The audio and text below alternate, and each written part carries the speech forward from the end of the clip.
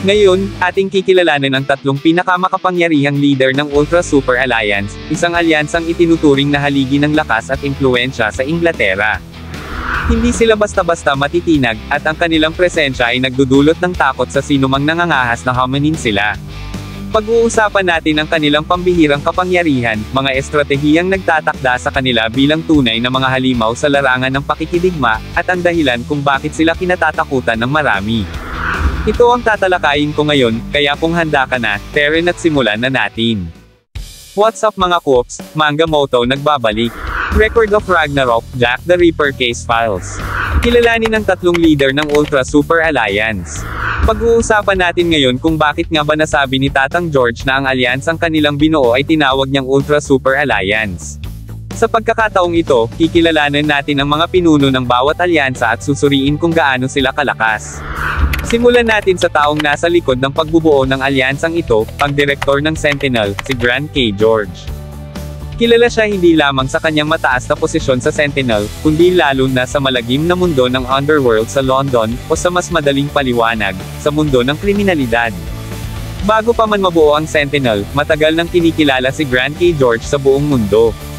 Iisa lang ang dahilan, siya lamang ang nag-iisang tao sa kanyang panahon na walang takot na hinarap ang mga pinakamalalakas at pinakamalulupit na pangkat ng kriminal, at bawat isa sa kanila ay tiyak na bumagsak sa kanyang kamay. Ngunit alam niyo ba kung anong bansag ang ibinigay kay Grant K. George? Ito ay Dreadnought. Sa metaphorical na paglalarawan, ang Dreadnought ay isang nilalang na hindi matinag, hindi matalo, at nagtataglay ng kapangyarihang hindi basta-basta masusupil. Ngunit para makuha ang ganitong kagalang-galang at nakakatakot na bansag, sino nga ba ang kanyang nakalaban at pinabagsak?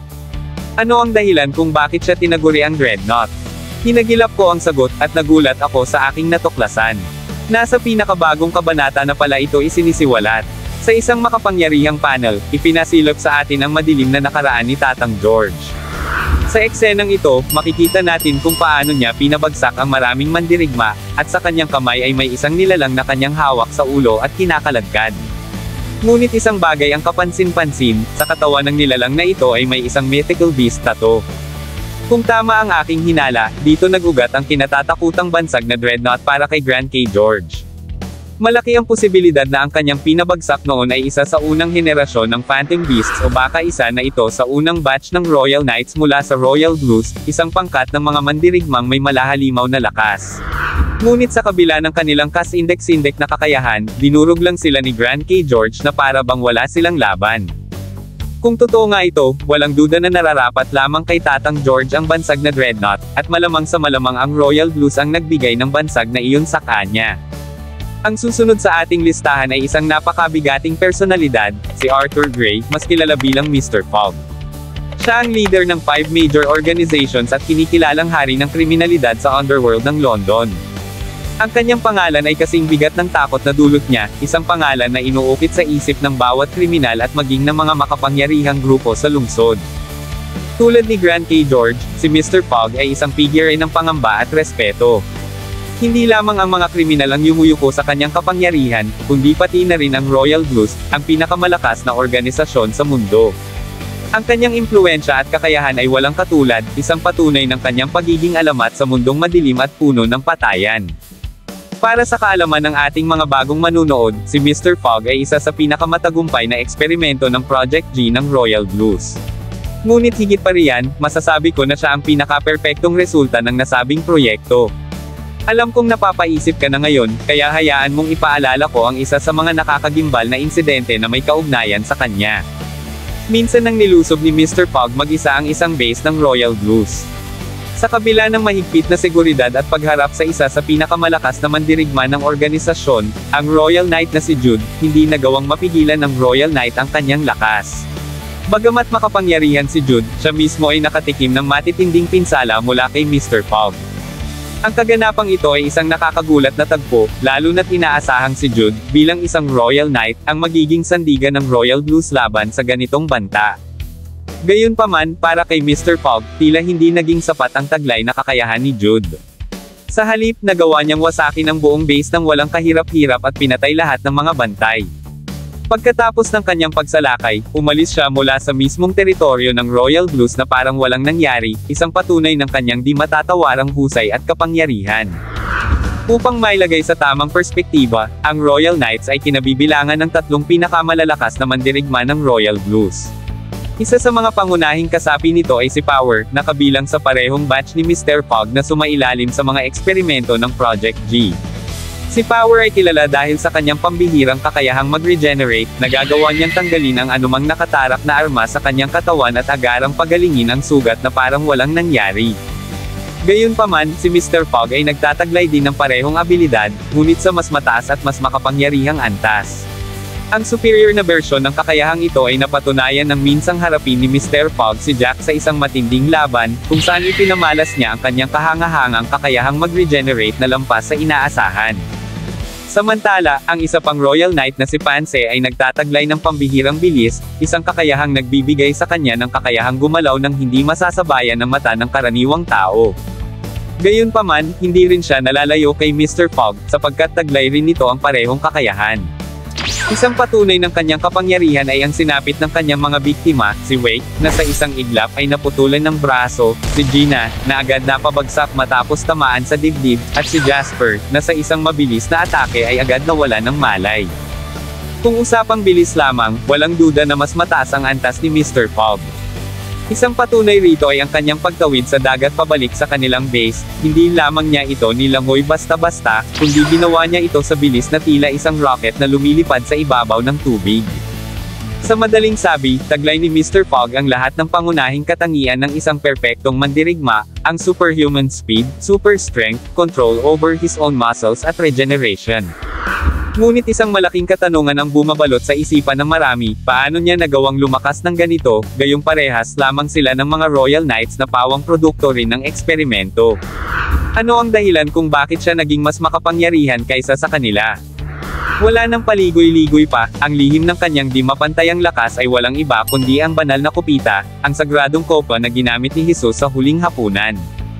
Ayon sa opisyal na manga ni Jack, ang Holy Grail ang naging susi sa kanyang kapangyarihan at ang dahilan kung bakit nagawa ni Mr. Fogg na ganap na sakupin ang underworld ng London. Sa panahong hawak niya ang banal na artifact, ni isang beses ay hindi naglakas loob ang Royal Blues na sumalakay. Sa mas malinaw at detalyadong paliwanag, ang mismong banal na kupita ang nagsilbing pangunahing dahilan sa pagpapahusay ng lahat ng kakayahan ni Mr. Fogg. Subalit, sa kasalukuyan, hindi ko patiyak kung paano niya eksaktong nagagamit o kinokontrol ang kapangyarihan ng banal na kupita upang mapalakas ang kanyang mga abilidad.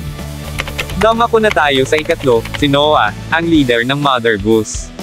Ang grupong ito, bagamat bago pa lamang sa mundo ng kriminalidad, ay mabilis na umani ng kasikatan at takot mula sa iba't ibang sektor ng lipunan. Ang dahilan ng kanilang mabilis na pag-angat ay hindi lamang ang matalinong pamumuno ni Noah kundi ang pambihirang lakas at husay ng bawat isa sa kanilang mga miyembro.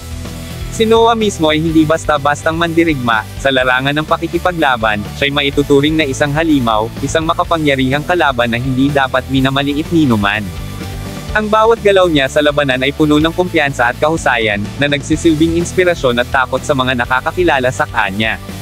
Upang patunayan ang kanyang lakas, hinarap niya ang tatlong leader mula sa 5 major organizations ng sabay-sabay, nang hindi man lang nagdadalawang isip. Sa labang ito, ginamit niya ang isa sa kanyang pinakamalakas na kakayahan, ang hyper-concentration, isang abilidad na nagpapabilis sa kanyang pag-atake ng labis sa normal na limitasyon ng isang tao.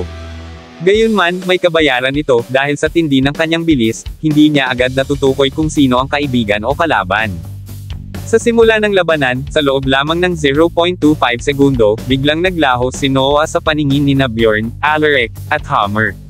Sa isang iglap, hindi napansin ng tatlo na nasa gitna na pala nila si Noah.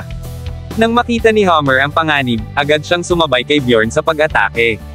Gayunman, sa loob ng 0.50 segundo, naidepensa ni Noah ang kanyang sarili laban sa sandata ni Hammer, habang ang napakalaking palakol ni Bjorn ay hindi na umabot sa kanya.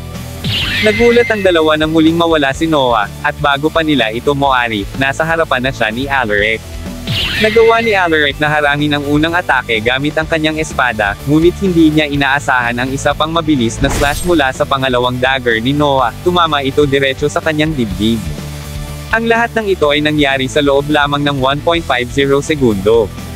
Matapos tamaan si Alaric, tumalon si Noah patungo kina Hammer at Bjorn, sabay pinaikot ang kanyang katawan sa nakamamanghang bilis. Sa tindi ng kanyang galaw, hindi na nagawa ng dalawa na makaiwas. Pareho silang tinamaan sa dibdib ng dagger ni Noah. At ang pinaka-nakakagulat, ang lahat ng ito ay naganap sa loob lamang ng 3 segundo. Ngunit hindi doon natatapos ang pagpapamalas ni Noah ng kanyang kapangyarihan. Sa isang laban-laban kay Pansy, isa sa pinakamalakas na miyembro ng Royal Blues at isang Royal Knight, ginamit niya muli ang kanyang pambihirang bilis. Nagpalitan sila ng walang humpay na mabibilis at sunod-sunod na atake. Sa kabila ng pagiging isang Royal Knight ni Pansy, nagawang makasabay ni Noah, pinatunayan niyang karapat-dapat siyang kilalanin bilang isang leader. Sa gitna ng lahat ng kaguluhan at tensyon, walang duda na si Noah ay isang astig at pambihirang pinuno ng Mother Goose.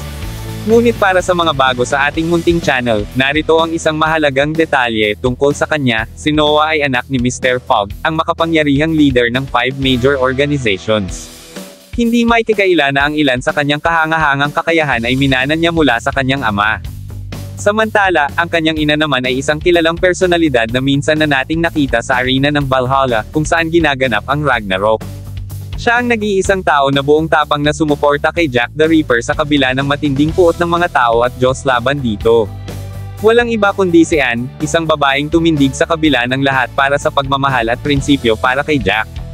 Ngayon, alam niyo na kung bakit pinangalanan ni Tatang George ang kanilang alyansa bilang Ultra Super Alliance. Hindi lang dahil sa kanilang matayog na ambisyon, kundi dahil mismo sa mga leader na bumubuo nito, mga mandirigmang may pambihirang kakayahan na maihahalin tulad na sa mga Diyos at may matinding tapang. At hindi pa kasama rito ang kanilang mga tauhan, na pawang malalakas din at handang lumaban sa anumang sagupaan. Oo nga pala, hindi ko na isinama ang ating bida na si Jack. Alam nyo naman kung gaano siya kalakas, lagi nyo siyang nasusubaybayan sa ating mga upload. Ngunit ngayon, malinaw na sa lahat na ang banal na kupita, ang minsang ginamit ni Jesus sa huling hapunan, ay nasa mga kamay na ni Jack. At hindi lang ito isang sinaunang artifact, taglay nito ang isang makapangyarihang lihim, kaya naman ito ang pangunahing pakay ng kanilang matinding kalaban, ang Royal Blues. Sa hangaring makuha ang banal na kupita, inilunsad na ng Royal Blues ang kanilang digmaan. Ngunit hindi sila hahayaang manaig ng Ultra Super Alliance, na binubuo ng pinakamahuhusay na pinuno mula sa iba't ibang organisasyon. Ngayon, isang matinding labanan ang nagbabadya, isang salpukang magpapasya kung sino ang tunay na may karapatang humawak ng makapangyarihang relikang ito. Para sa mga sabik na matunghayan ang susunod na kabanata ng Jack the Ripper Case Files, pansamantala muna tayong maghihintay dahil naabot na natin ang pinakabagong kabanata. Gayunpaman, kung sakaling lumabas agad ang Kabanata 43, ipapangako kong agad ko itong gagawin at ihahatid sa inyo. Sa ngayon, patuloy pa naming pinag-iisipan kung gagawin ang matinding sagupaan ng mga makapangyarihang mangkukulam, kaya naman, manatiling nakatutok para sa mga susunod na update. Maraming salamat sa inyong suporta at pagtangkilik. At dito na nagtapos, alam kong bitin ka sa kwentuhan natin, kaya sorry na agad. Shoutout po muna kina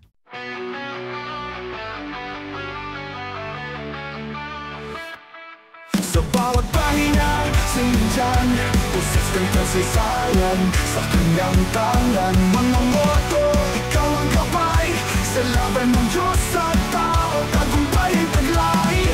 Ang kanyang tinig, di maglalaho, kahit matapos ang lahat ng mga kwento.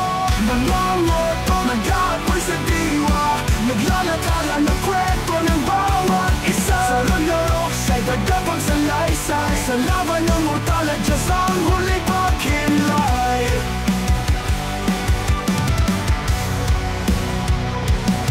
Sa bawat pahinga, siya'y nandyan, puses ng kasaysayan, sa